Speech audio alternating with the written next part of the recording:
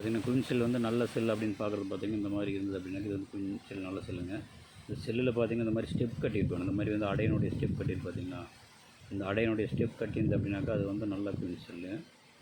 உள்ளே பார்த்தீங்கன்னா இதுக்குள்ளே வந்து ராயல் ஜெல்லி இருக்குது. இந்த செல்லை வந்து ஓப்பன் பண்ணோம்னாக்கா உள்ளே பார்த்தீங்கன்னா ராயல் ஜெல்லி இருக்குது. அந்த ராயல் ஜல்லிக்குள்ளே தான் லார்வா வந்து படுத்துட்ருக்குங்க. உள்ளே வந்து சிறுசாக தெரியுது பாரு, அது வந்து லார்வா உள்ளே இருக்குது பாருங்களேன், ரவுண்டாக படுத்துட்ருக்கு. இதுதான் வந்து ராணி தேனியாக வர்றது. உள்ளே இருக்குது பாருங்களேன், படுத்துட்ருக்கேன். இதை வந்து சி வடிவில் படுத்துருக்கு. அந்த லார்வா வந்து சி வடிவில் படுத்துருக்கிறத வந்து நம்மளுக்கு லார்வா. இதை வந்து உள்ளே இருக்க சுற்றி இருக்கிறத ராயல் ஜெல்லி. அந்த ராயல் ஜெல்லி தான் இந்த ராணி தேனி உருவாகி வரும்போது ராயல் ஜெல்லி மட்டுமே சாப்பிட்டு வரதுனால தான் வந்து ராணி தேனி வருது. இது பார்த்திங்கன்னா இதை வந்து நம்ம இந்த மாதிரி விட்டு எடுத்துக்கலாம். இதோட தான் ராயல் ஜெல்லி லார்வாவோடு வந்துச்சு பாருங்கள்.